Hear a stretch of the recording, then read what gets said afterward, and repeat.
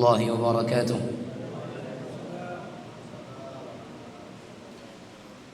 إن الحمد لله نحمده ونستعينه ونستغفره ونعوذ بالله تعالى من شرور أنفسنا وسيئات أعمالنا. من يهده الله فلا مضل له ومن يضلل فلا هادي له.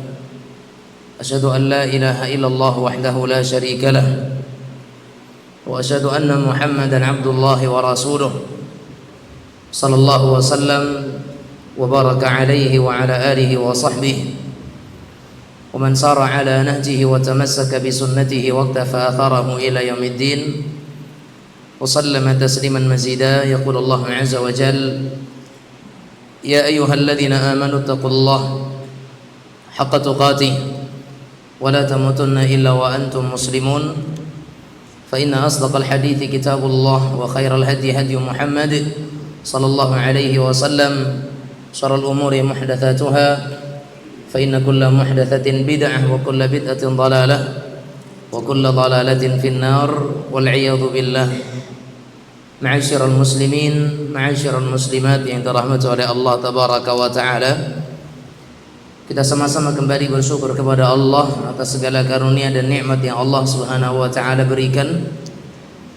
Yang alhamdulillah dengan kenikmatan itu jualah seorang muslim dan seorang hamba Allah mereka mampu untuk menjalankan hal-hal yang diwajibkan oleh Allah Subhanahu wa taala. Dan di antara perkara yang Allah Subhanahu wa taala wajibkan kepada seorang hamba adalah melaksanakan salat fardu yang Allah Azza wa Jalla telah fardukan dalam setiap harinya sebanyak 5 waktu salat fardu. Dan karena sesungguhnya salat merupakan bagian daripada syarat tegaknya agama, sehingga di dalam perkataan yang sering kita dengar, as-salatu imaduddin, bahwasanya salat itu adalah tiangnya agama. Faman aqamaha faqad aqamad-din, maka siapa yang menegakkan salat dia telah menegakkan agamanya. Wa man hadamaha faqad hadamad-din, dan siapa yang meruntuhkan salat maka dia telah meruntuhkan agamanya. Dan tidak ada perkara yang lebih penting yang hendaknya dipelajari oleh seorang muslim setelah mereka itu berada dalam kondisi Islam melebihi pentingnya mereka itu daripada belajar tentang salat.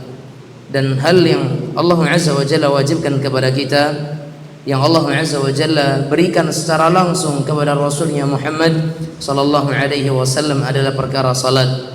Dan semoga Allah Azza wa Jalla senantiasa menjadikan diri kita terpaut dengan salat-salat yang Allah fardukan, dan kita merasa butuh dengan salat tersebut sehingga kita tambah dengan seseorang itu menjalankan salat-salat sunnahnya.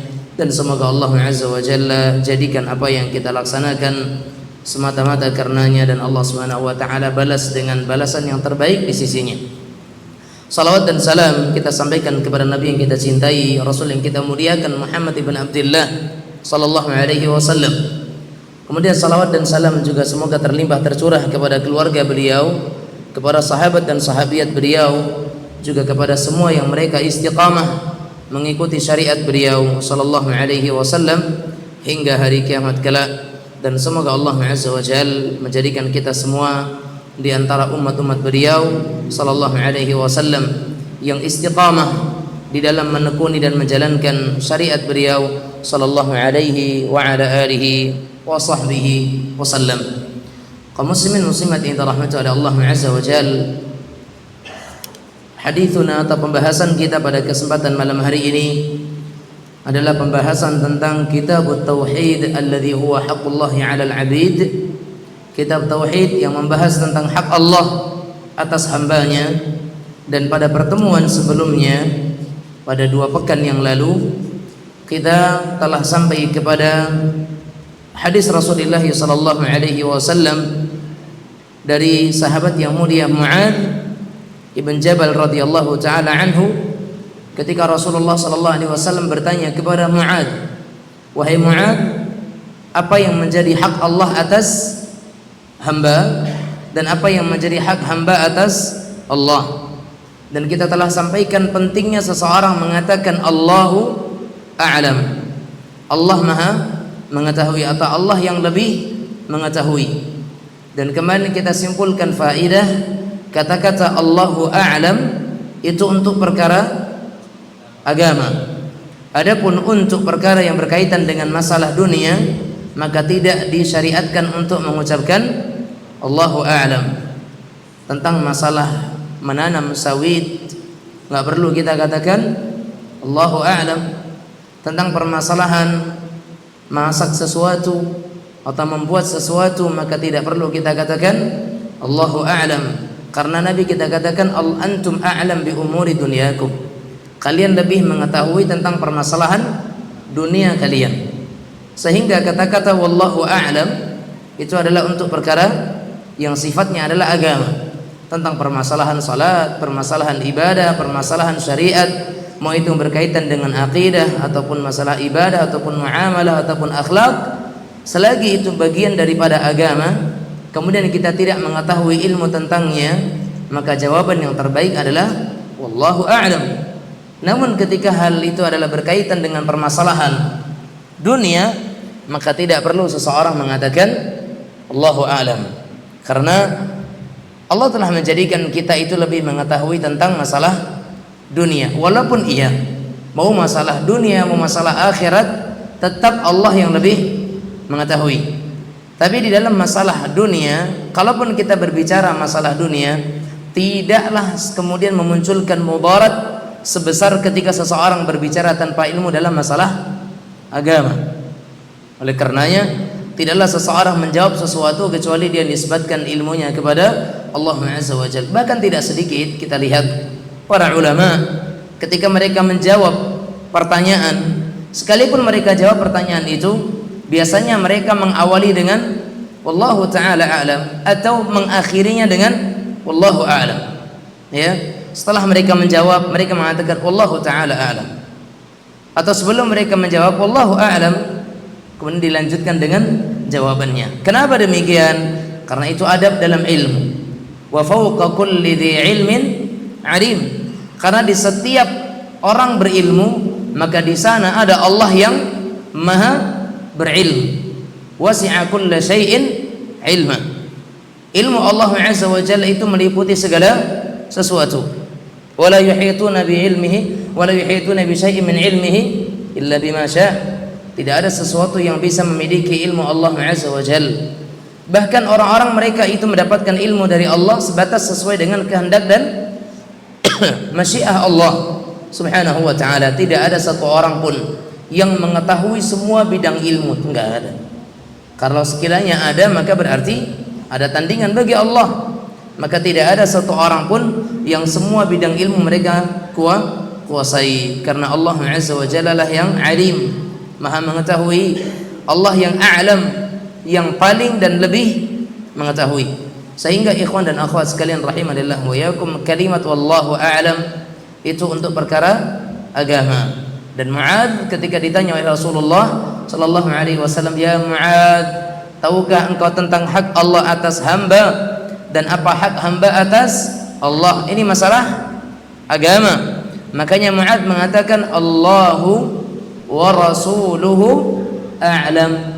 Allah dan Rasulnya yang lebih mengetahui. Dan kalimat wa rasuluhu itu adalah tambahan tatkala Rasulullah masih hidup. Sementara setelah wafatnya Nabi sallallahu alaihi wasallam, seseorang muslim hanya mengatakan Allahu a'lam atau wallahu a'lam. Sebagian mengatakan wallahu a'lamu bis-shawab. Itu semuanya sama. Naam.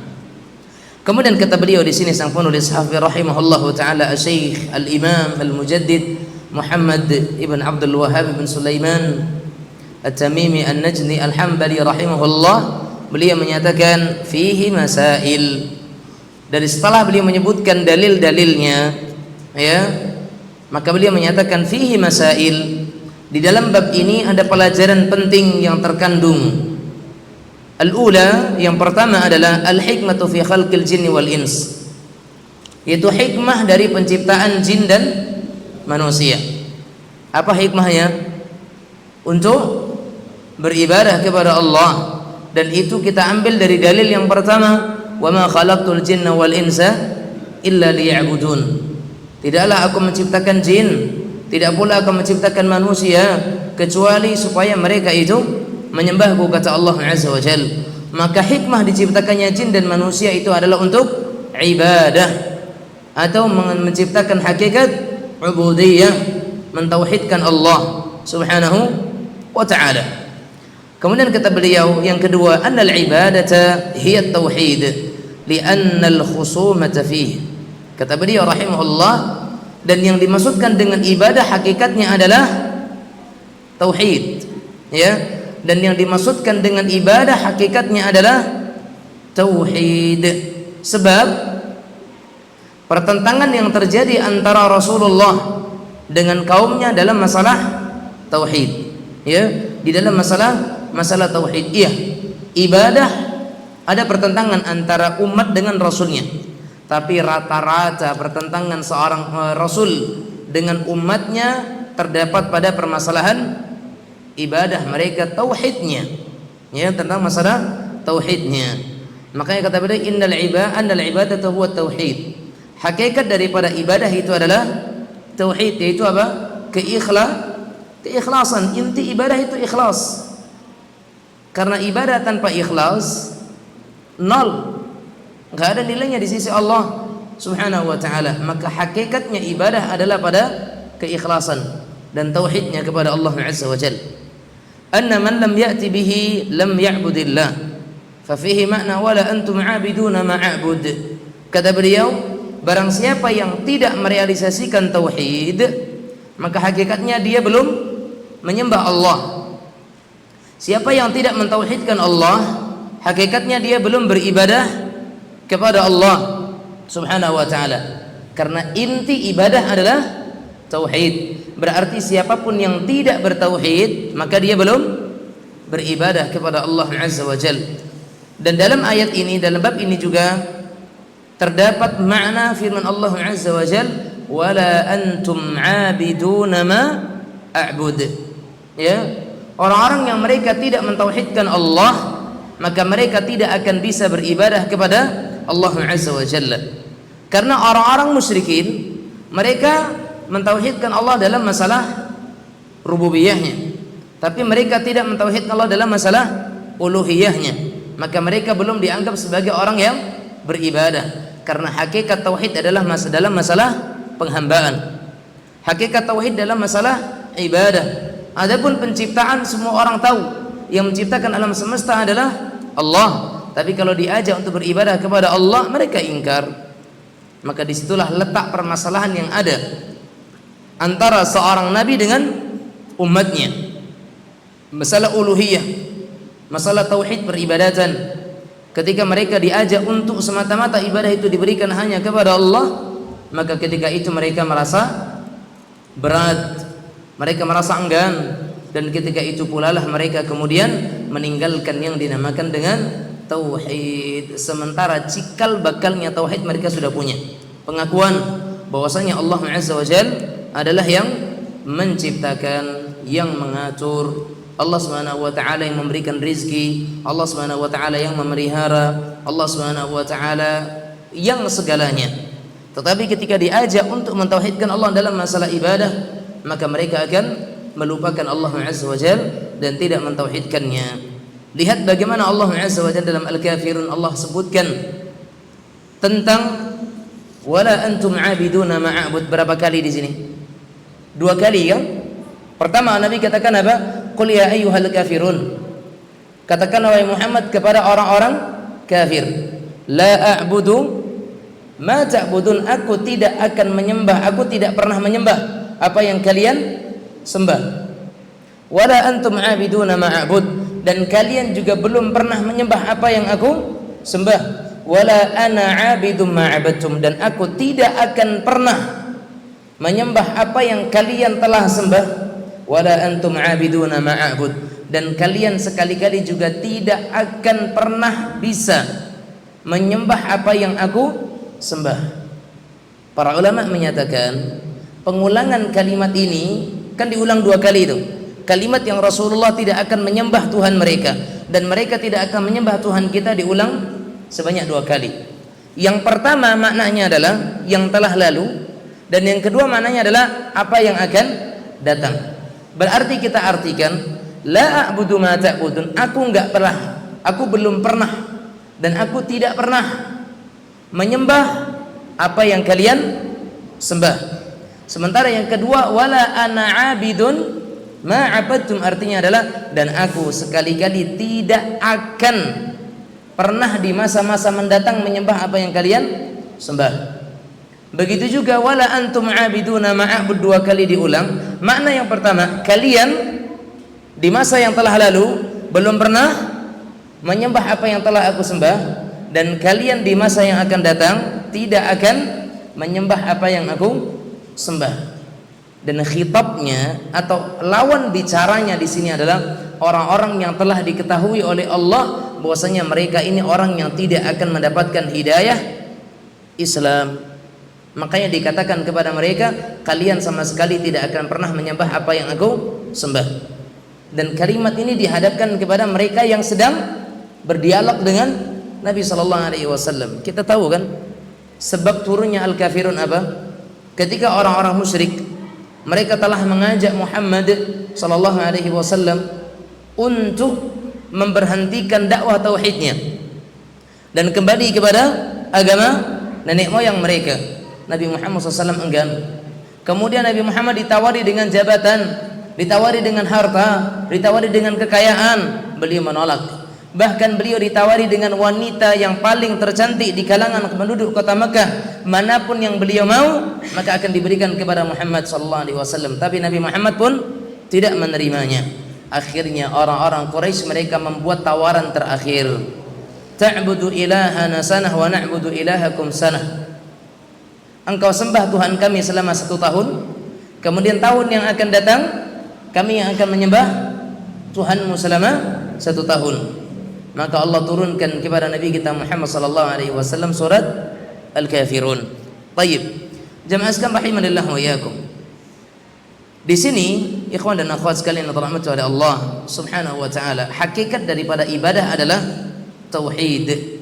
Maka yang menjadi sebab permasalahan antara seorang nabi dengan umatnya adalah permasalahan tauhidul uluhiyah, permasalahan ibadah, ya. Tidak sebagaimana yang sebagian dai ada yang mereka itu mempropagandakan, ya, dengan menggambarkan seolah-olah permasalahan utama antara nabi dengan kaumnya adalah permasalahan kekuasaan dan penerapan hukum Allah. Bukan.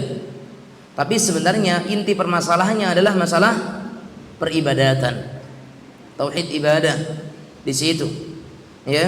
Bahkan sebagaimana para ulama dalam usulul iman, ketika mereka menulis kitab usulul iman, mereka juga menjelaskan inti permasalahan nabi dengan para umatnya adalah masalah ini, tauhidul uluhiyah, masalah tauhid di dalam masalah ibadah, ya, mentauhidkan Allah dalam permasalahan ibadah.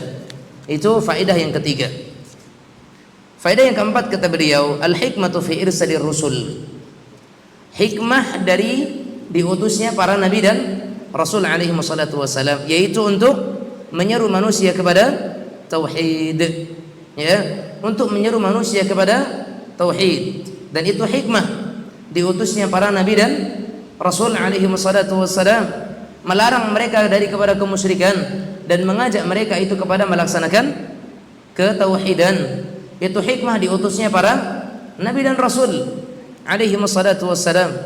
Tidaklah seorang nabi yang diutus oleh Allah kecuali semuanya itu mengajak kepada tauhid, dan tidak ada seorang nabi dan rasul yang diutus oleh Allah melainkan semuanya mengajak mereka supaya meninggalkan syirik.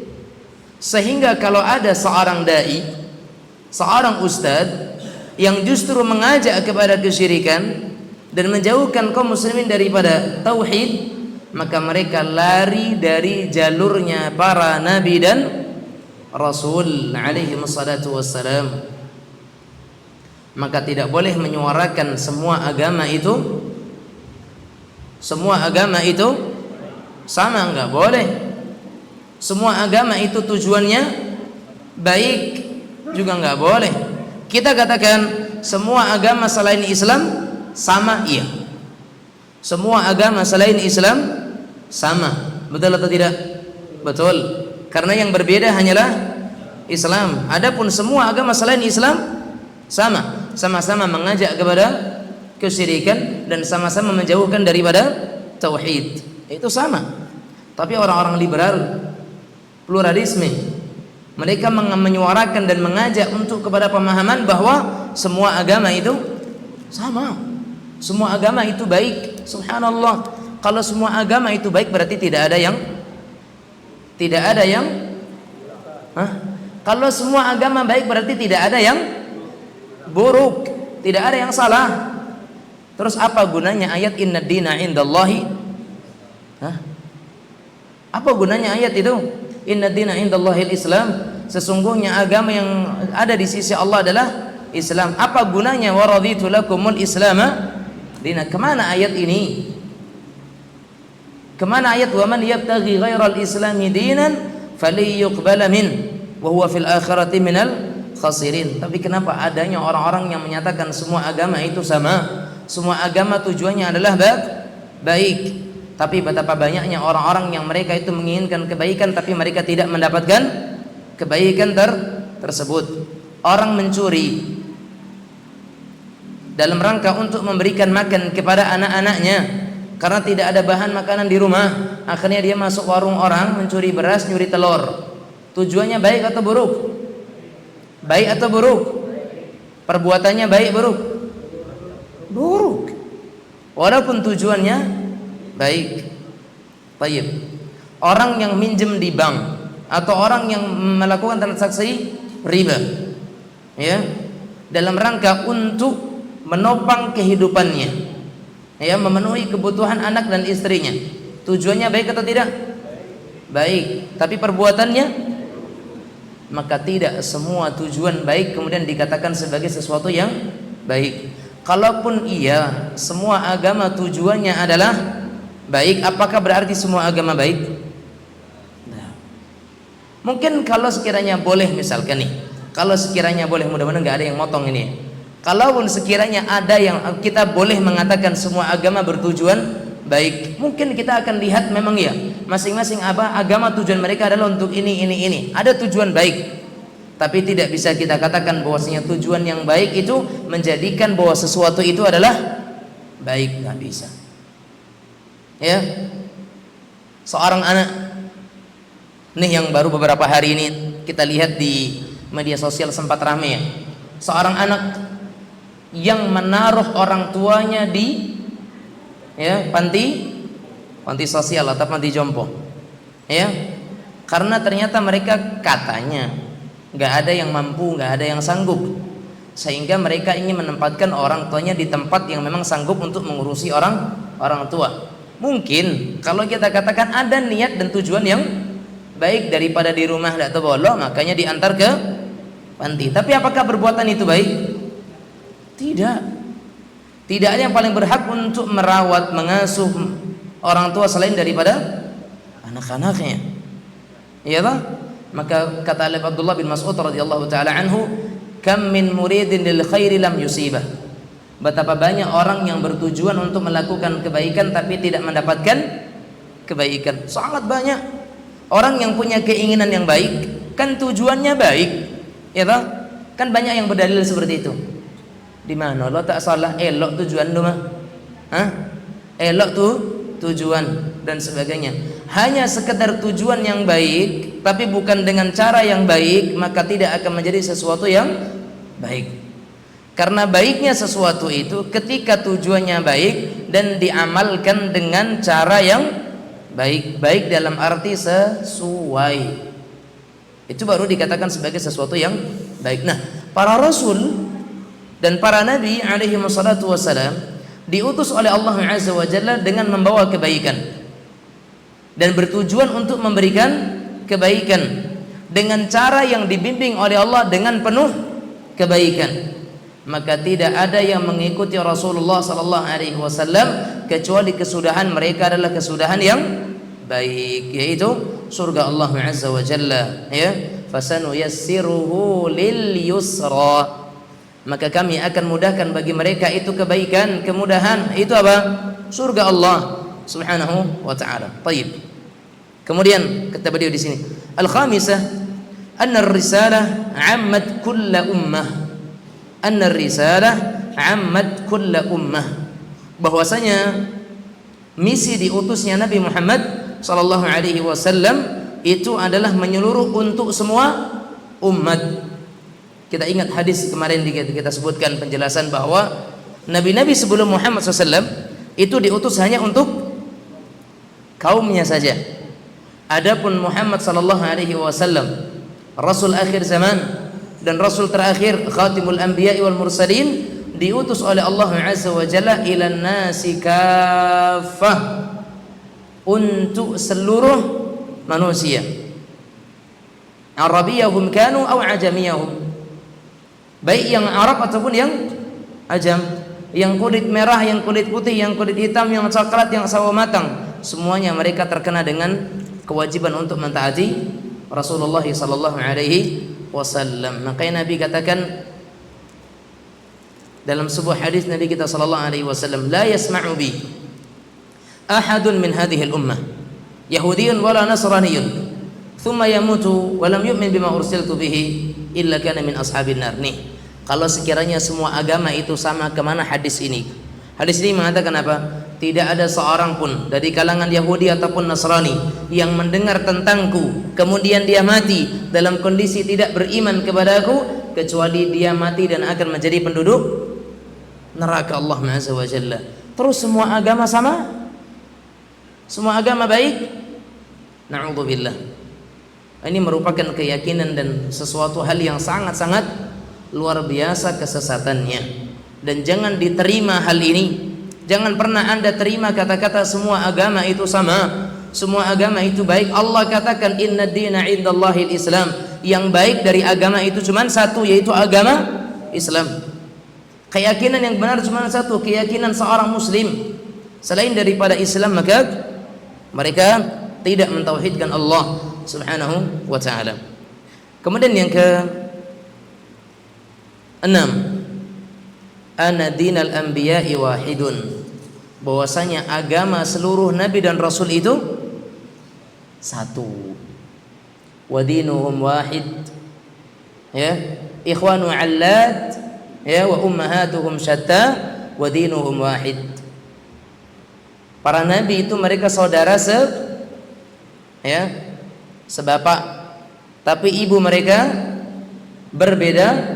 berbeda-beda dan agama mereka itu satu.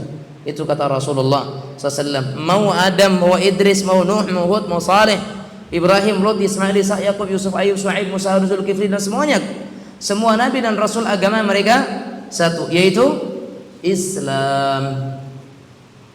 Agama mereka satu, yaitu Islam. Islam dalam arti bukan syariatnya, tapi Islam dalam artian menyerahkan diri kepada Allah, itu Islam.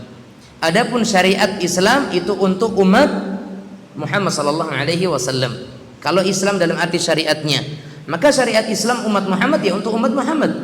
Tapi kalau Islamnya Nabi Adam, Islamnya Idris, Islamnya Nuh, Islamnya Musa, Islamnya Ibrahim, syariat mereka berbeda dengan syariat Islamnya Nabi kita yang mulia Muhammad sallallahu alaihi wasallam.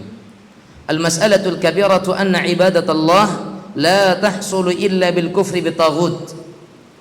Dan ada permasalahan yang sangat penting di sini, bahwa ibadah kepada Allah tidak akan terwujud kecuali dengan seseorang itu mengingkari setiap sesembahan selain Allah, atau yang disebut dengan taghut. Ya, atau yang disebut dengan taghut. Berarti istilah taghut itu untuk apa? Sesuatu yang disembah selain Allah Azza wa Jalla. Sesuatu yang disembah selain Allah itu istilah untuk apa? Taghut.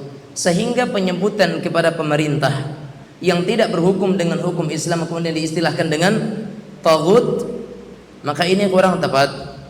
Ya, ini kurang tepat. Karena taghut itu digunakan untuk apa? Setiap sesuatu yang diagungkan, yang dikultuskan, yang diibadahi, yang disembah selain Allah, maka itu adalah taghut.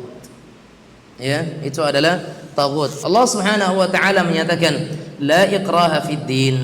Betul, tidak ada ya paksaan di dalam agama. Faman yakfur bi taghut wa yu'min billah faqad istamsaka bil urwatil wuthqa lan fisama laha wallahu samii'un alim. Maka barang siapa ya yang ingkar kepada taghut, beriman kepada Allah, faqad istamsaka bil urwatil wuthqa, maka sungguh dia telah berpegang teguh dengan tali yang kuat, la fisama laha, dan tidak akan pernah terputus. Wallahu samii'un alim, dan Allah Maha mendengar lagi Maha mengetahui. Anna taghut 'am fi kulli ma 'ubida min dunillah. Ini pengertian berikutnya. Pengertian taghut bersifat umum, mencakup segala sesuatu yang disembah dan diibadahi atau yang diagungkan selain Allah Azza wa Jalla, maka itu adalah taghut.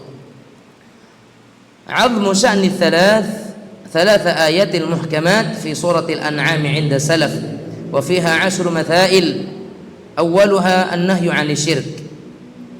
Ayat-ayat muhkamat ya, atau dalam bab ini terdapat pengagungan kepada ketiga ayat muhkamat yang terdapat di dalam surah Al-An'am menurut para ulama salaf tentang pentingnya kedudukan ayat itu, yang dimana di dalamnya terdapat 10 pelajaran penting. Dan yang pertama adalah asyirku billah, larangan daripada mempersekutukan Allah Azza wa Jalla. Qul ta'alu atlu ma harrama 'alaikum rabbukum ma harrama rabbukum 'alaikum alla tusyriku bihi syai'a.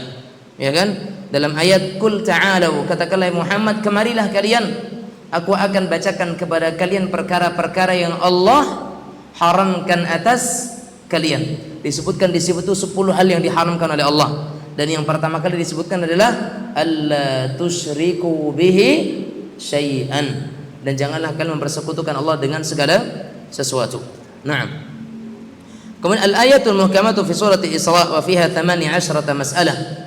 Di dalam ayat muhkamat yang terdapat dalam surah Al-Isra, wa'budullaha wa la tusyriku bihi syai'an wa bil walidaini ihsana, ya, maka ayat-ayat itu muhkamat mulai daripada ya ayat yang ke-22, la taj'al ma'allahi ilahan akhar fataq'uda madhmuman makhdhula, ya, dan janganlah kalian menjadikan untuk Allah Subhanahu wa taala sesembahan selainnya agar kalian tidak menjadi terhina lagi tercela.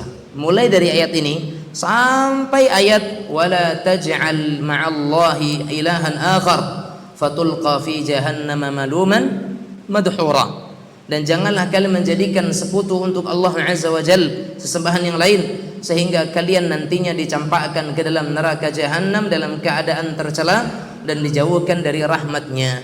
Tayyib. Dari ayat 22 sampai 39 berarti berapa ayat? Sekitar 18 ayat, ya, sekitar 18 ayat. Allah Azza wa Jal menyebutkan tentang 18 poin penting, ya, 18 poin penting terkait dengan hak-hak Allah Azza wa Jalla dan juga hak sesama manusia. Dan kemudian Allah Azza wa Jalla nyatakan dalam surat tersebut, dzalika mimma auha ilaika rabbuka minal hikmah, ya, dan itulah sebagian hikmah yang diwahyukan kepadamu oleh Tuhanmu wahai Muhammad, wala taj'al ma'allahi ilahan akhar, maka jangan kau menjadikan untuk Allah sesembahan yang lainnya. Kemudian yang berikutnya ayat surat An-Nisa allati tusamma ayatul huquqil 'ashrah, bada'aha Allah ta'ala wa'budullaha wa la tusyriku bihi syai'an. Ayat-ayat surat An-Nisa yang dimulai oleh Allah Azza wa Jalla dengan wa'budullaha wa la tusyriku bihi syai'an, ayat yang ke-36 mengandung di dalamnya itu 10 hak. Mengandung di dalam 10 hak Allah, hak orang tua, hak tetangga, hak anak yatim, ibnu sabil, orang-orang miskin, dan semuanya. Ada 10 hak sesama manusia dan diawali dengan hak Allah Subhanahu wa taala. Kemudian kata beri at-tanbih ala wasiyati Rasulullah sallallahu alaihi wasallam 'inda mautih. Perlu diingat wasiat Rasulullah sallallahu alaihi wasallam di akhir hayat beliau sallallahu alaihi wasallam. Dan di antara wasiat di akhir hayat beliau adalah untuk tidak menyekutukan Allah Azza wa Jalla dan berbakti kepada kedua orang tua dan tidak meninggalkan salat. Itu di antara wasiat-wasiat terakhir Rasulullah sallallahu alaihi wasallam, ya. Dan juga Nabi kita SAW menyatakan apa? Alaikum bi sunnati wa sunnatil khulafa'ir rasyidin al-mahdiyyin. Ya kan? Itu semuanya wasiat Nabi kita yang mulia sallallahu alaihi wa ala alihi wa sahbihi wasallam. Kemudian di antara faedahnya adalah ma'rifatu haqqillahi ta'ala alaina, mengetahui hak Allah atas seorang hamba yang wajib dilaksanakan, yaitu apa? Tidak menyekutukan Allah dan mentauhidkan Allah Subhanahu wa ta'ala. Wa ma'rifatu haqqil ibadi alaihi idza addu haqqahu, dan juga mengetahui apa yang akan didapatkan oleh seorang hamba ketika seorang hamba telah menunaikan hak Allah. Ketika seorang hamba menunaikan hak Allah, maka ada yang akan didapatkan oleh seorang hamba, yaitu terbebasnya dia dari ancaman dan adab Allah Azza wa Jalla. Dan di antara hal yang Allah Subhanahu wa taala atau yang beliau tuliskan di sini di antara faedahnya adalah kekhawatiran Rasulullah sallallahu alaihi wasallam bahwasanya hambanya nanti ketika disebutkan tentang hadis yang kemarin kita sebutkan itu, para hamba mereka akan bersandar dan mereka tidak akan beramal, ya. Dan faedah yang berikutnya bahwasanya seseorang itu ketika ditanya, kemudian ketika dia tidak bisa menjawabnya dan tidak mengetahuinya, maka jangan malu untuk mengatakan Allahu a'lam. Ya, Allah Maha mengetahui atau Allah yang lebih mengetahui, ya. Dan dibolehkan untuk memberikan ilmu kepada orang tertentu saja, ya kan? Dibolehkan untuk memberikan ilmu kepada orang tertentu saja. Milih orang untuk diberikan ilmu tertentu, dan orang yang diberikan ilmu tertentu tadi tidak boleh untuk menyampaikan ilmu tersebut kepada orang lain sebelum dia menyampaikan atau meminta izin kepada yang menyampaikan ilmu tersebut, kecuali ilmu sifatnya diberikan secara umum seperti malam ini. Ilmu yang kita sampaikan kita berikan kepada umum, bahkan disiarkan juga, sehingga siapapun yang mendengar mendapatkan ilmu di sini maka silakan langsung disebarkan tanpa meminta izin. Tapi ketika ada seseorang yang mendapatkan ilmu secara tertentu, maka dia hendaknya meminta izin sebelum disampaikan, sebagaimana Mu'adz menyatakan, afala ubasyiru bihin nas, ya Rasulullah, bolehkah aku beritahukan kabar gembira ini kepada manusia? Kata Rasulullah, la tubasyirhum, jangan kalian berikan kabar kepada mereka, fayattakilu, aku khawatir mereka akan bersandar. Kita dengarkan adzan Isya terlebih dahulu. Wassallallahu wasallam ala nabiyina Muhammadin wa ala alihi wa sahbihi wasallam.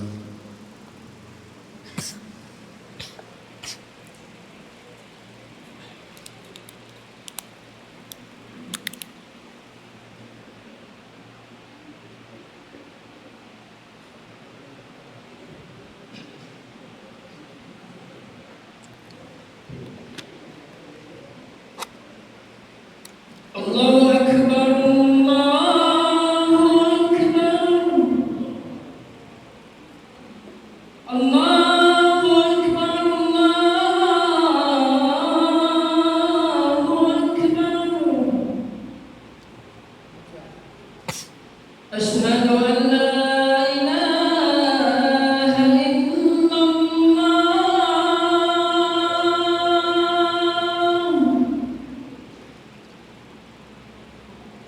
Asyhadu an la ilaha illallah.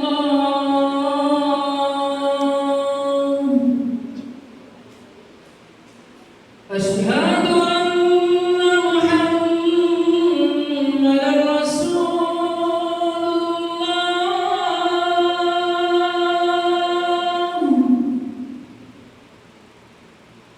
Asyhadu anna Muhammadan Rasulullah.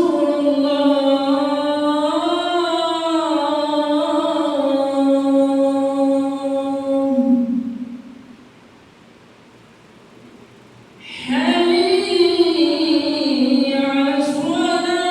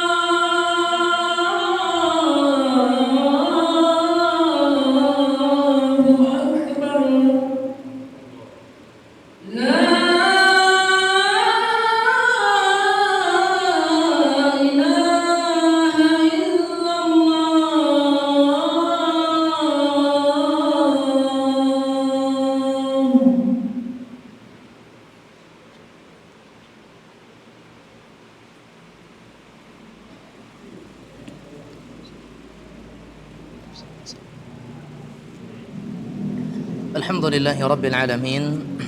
Wassalatu wassalamu ala ashrafil anbiya'i wal mursalin Nabiyyina wa habibina wa sayyidina Muhammad ibn Abdillah al-mab'uts rahmatan lil alamin wa ala alihi wa sahbihi wa man tabi'ahum bi ihsanin ila yaumiddin, amma ba'd. Kaum muslimin muslimat yang dirahmati oleh Allah Azza wa Jalla, di antara yang disebutkan oleh beliau di sini, di antara faidahnya adalah qaulul mas'ul jawazu takhsisi ba'dhin nasi bil ilmi duna ba'd. Ya, bolehnya memberikan ilmu kepada orang-orang tertentu tanpa memberikan kepada yang lain, terutama dalam masalah bidang-bidang ilmu yang tidak akan bisa dipahami oleh orang banyak. Maka ini melihat kepada sisi kemaslahatan dan melihat kepada sisi manfaatnya. Kemudian yang berikutnya, kata beliau di sini rahimahullah taala, jawazul irdaf 'ala dabbah. Bolehnya memboncengkan seseorang itu di atas binatang. Boleh memboncengkan seseorang di atas binatang. Artinya binatangnya satu diboncengkan beberapa orang di atasnya selagi binatang itu masih memiliki kekuatan, maka hanya hukumnya adalah boleh. Fadilatu Mu'adz bin Jabal, keutamaan Mu'adz radhiyallahu taala anhu di sisi Rasulullah sallallahu alaihi wa ala alihi wa sahbihi wasallam. Dan yang terakhir kata beliau, a'azmu sya'ni hadhil mas'alah, tentang bahwasanya tauhid itu memiliki kedudukan yang sangat penting dan sangat agung di dalam Islam. Sehingga jemaah sekalian, berbahagialah kita bersama yang mempelajari kitab tauhid ini, karena sesungguhnya ini bagian daripada kemuliaan yang Allah Subhanahu wa taala berikan kepada kita bersama. Dan dengan ini kita selesai dari muqaddimah kitab tauhid, dan insyaallah pada bulan depan kita baru akan masuk kepada bab yang pertama insyaallah. Ini kita baru muqaddimahnya saja. Dah berapa bulan? 2 bulan ya? 2 bulan 5 pertemuan muqaddimah. Bab 1 insyaallah baru akan kita masuk pada bulan berikutnya biidznillah taala. Nah, silakan kalau ada yang mau bertanya.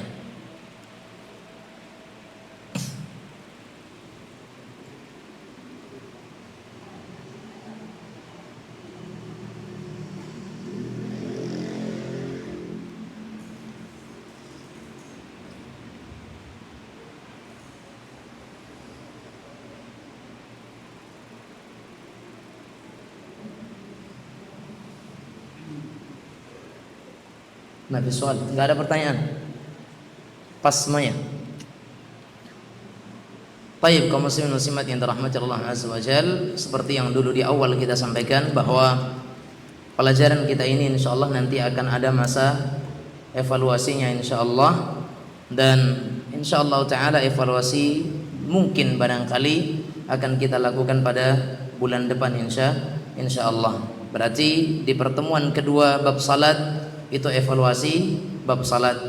Kemudian di pertemuan kedua tentang kitab tauhid di akhir bulan menjadi evaluasi bagi pembahasan tauhid insyaallah. Jadi kita sama-sama bila meminta kepada Allah Azza wa Jalla pertolongan, dan semoga Allah Subhanahu wa taala menjadikan apa yang kita pelajari ini semata-mata untuk mengangkat kejahilan, untuk mengangkat kebodohan dari diri kita semuanya. Dan semoga Allah Subhanahu wa taala tidak menjadikan apa yang kita lakukan ini untuk mendapatkan yang lain kecuali dari apa yang disediakan oleh Allah Subhanahu wa taala untuk kita bersama. Adapun sekiranya nanti kita mendapatkan bagian yang lain, maka itu hanyalah bonus yang kita dapatkan dari dunia ini. Adapun yang kita cari dan yang inti daripada yang ingin kita gapai adalah ridha Allah Azza wa Jalla dan pahala di sisi Allah Subhanahu wa taala. Naktafi bihadza. Tidak ada pertanyaan ya? Cukup semuanya? Baik, insyaallah taala kita bertemu lagi di pertemuan berikutnya insyaallah, dan pekan depan kita bersama dengan kitab Zadus Shalah atau tentang bab bekal salat insyaallah taala. Hadza wa sallallahu wasallam ala nabiyyina Muhammadin wa ala alihi wa sahbihi wasallam. Walhamdulillahi rabbil alamin, wa subhanakallahumma wa bihamdik, asyhadu an la ilaha illa anta, astaghfiruka wa atubu ilaik, wa billahi taufik. Wassalamu alaikum warahmatullahi wabarakatuh. Ya bunayya Muslim Star, siap menemani hijrahmu.